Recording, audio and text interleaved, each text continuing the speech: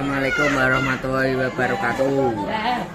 Saya akan membacakan keselamatan di jalan raya.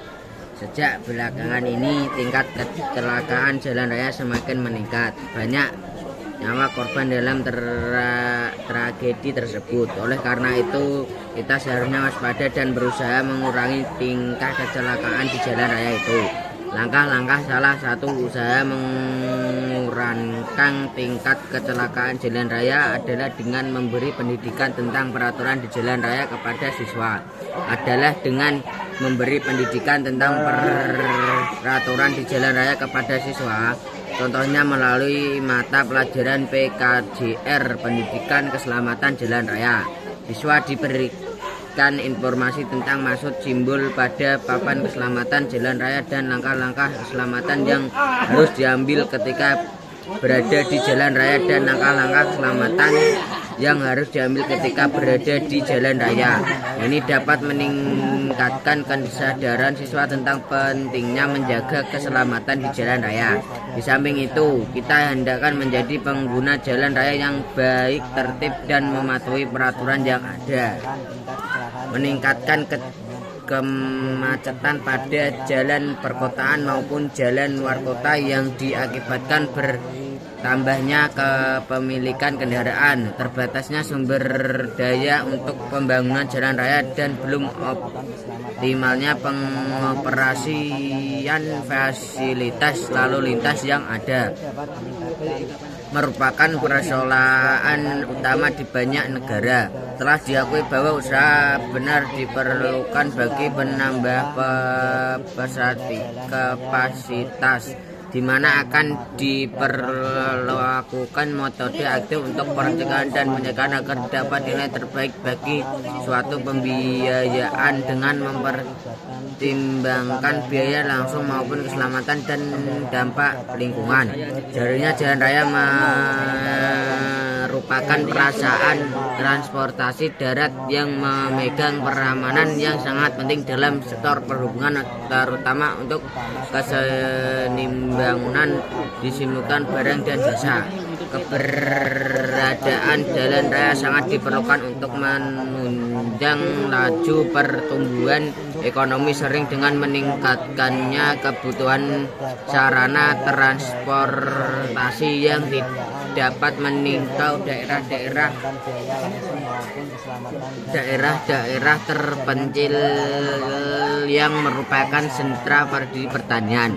Namun keselamatan lalu lintas merupakan suatu program untuk menurunkan angka kecelakaan beserta seluruh akibatnya, karena kecelakaan mengakibatkan pemiskinan terhadap keluarga korban kecelakaan. Karena sebagai besar jadinya kecelakaan lalu lintas diakibatkan karena faktor manusia, sehingga langkah untuk meningkatkan kemampuan masyarakat dalam berlalu lintas, khususnya pengguna sistem lalu lintas, dapat dilakukan melalui 1. Pendidikan. A. Pendidikan melalui berlalu lintas sejak seorang anak masuk sekolah taman kanak-kanak. B. Penyuluhan melalui media massa. C. Pusat Pendidikan Keselamatan Lalu Lintas PPKL. 2. Perbaikan peraturan perundungan. A. Tata cara mengemudi. B. Penegakan hukum. A. Pengertian jalan. Berdasarkan UU RI No 38 tahun 2004 tentang jalan, disebabkan jalan adalah sarana transportasi darat yang meliputi segala bagian jalan, termasuk bangunan pelengkap dan perlengkapannya yang diperuntukkan bagi lalu lintas yang berada pada permukaan tanah, di atas permukaan tanah, di bawah permukaan tanah dan atau air, serta di atas permukaan air, kecuali jalan kereta api, jalan lori, jalan kabel. Sedang berdasarkan UU RI No 25 tahun 2009 tentang lalu lintas dan angkutan jalan yang diundangkan setelah UU No 38 mendefinisikan jalan adalah seluruh bagian jalan, termasuk bangunan pelengkap dan perlengkapannya yang peruntukan bagi lalu lintas umum yang berada pada permukaan tanah, di atas permukaan tanah, di bawah permukaan tanah dan atau air, serta di atas permukaan air, kecuali jalan rel dan jalan kabel. Perasaran lalu lintas dan angkutan jalan adalah ruang lalu lintas, terminal dan perlengkapan jalan yang meliputi marka, rambu, alat pemberi syarat, lalu lintas, alat pengendali dan pengaman pengguna jalan, alat penguasaan dan pengamanan jalan serta fasilitas pendukung. B. Pengertian jalan raya. Jalan raya ialah jalan utama yang menghubungkan suatu kawasan dengan kawasan yang lain. Biasanya jalan besar ini mempunyai ciri-ciri berikut. 1. Digunakan untuk kendaraan bermotor. 2. Digunakan oleh masyarakat umum. 3. Dibiayai oleh perusahaan negara. 4. Penggunaannya diatur oleh undang-undang pengangkutan. C. Pengertian keselamatan di jalan raya. Suatu upaya mengurangi kecepatan dengan memberikan faktor-faktor penyebab kecelakaan seperti perasaan, faktor sekeliling, sarana, manusia, dan rambu atau peraturan.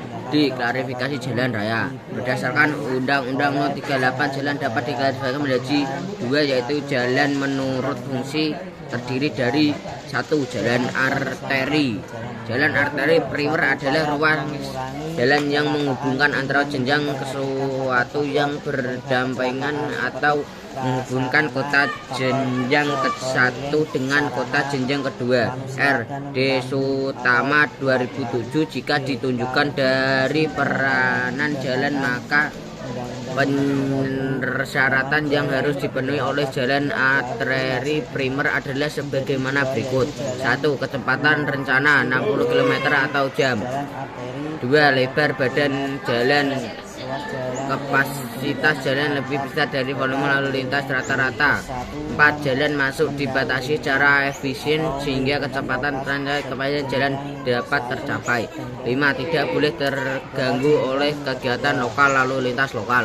6. Jalan berlumut tidak terputus walau memasuki kota.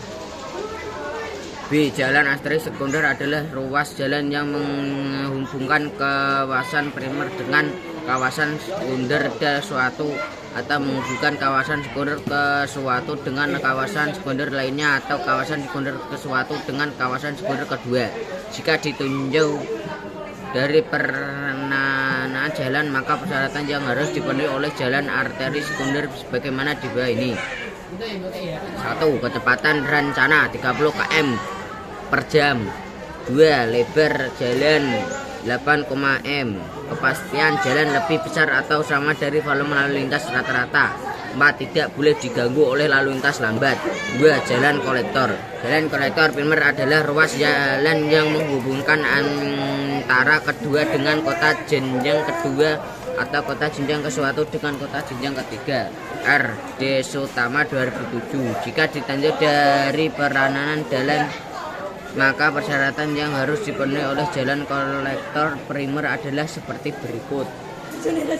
Kecepatan rencana 4 km per jam.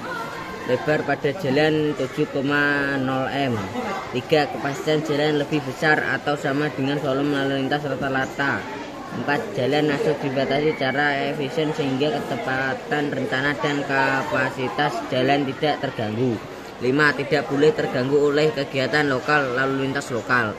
6. Jalan kolektor primer tidak terputus walau memasuki daerah kota. Jalan kolektor sekunder adalah ruas jalan yang menghubungkan kawasan sekunder kedua dengan kawasan sekunder lainnya, atau menghubungkan kawasan sekunder kedua yang kawasan sekunder ketiga. Jika ditinjau dari peranan jalan, maka persyaratan yang harus dipenuhi oleh jalan kolektor sekunder adalah A. Kecepatan rencana 20 km per jam dan lebar jalan 7,0 m.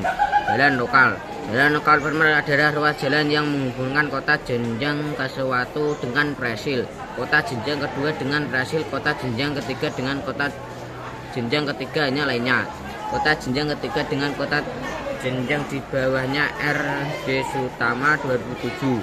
Jika ditinjau dari peranaan jalan, maka persyaratan yang harus dipenuhi oleh jalan lokal primer sebagaimana berikut. Kecepatan rencana 20 km per jam. Lebar badan jalan 6,0 m. Jalan lokal primer tidak terputus walaupun memasuki desa. Jalan lokal sekunder adalah ruas jalan yang menghubungkan kawasan sekunder ke suatu dengan perumahan, atau kawasan sekunder kedua dengan perumahan, atau kawasan sekunder ketiga dan seterusnya dengan perumahan. Jika ditinjau dari penataan jalan, maka persyaratan yang harus dipenuhi oleh jalan Nokar Gundul seperti dua ini. Jalan lingkungan.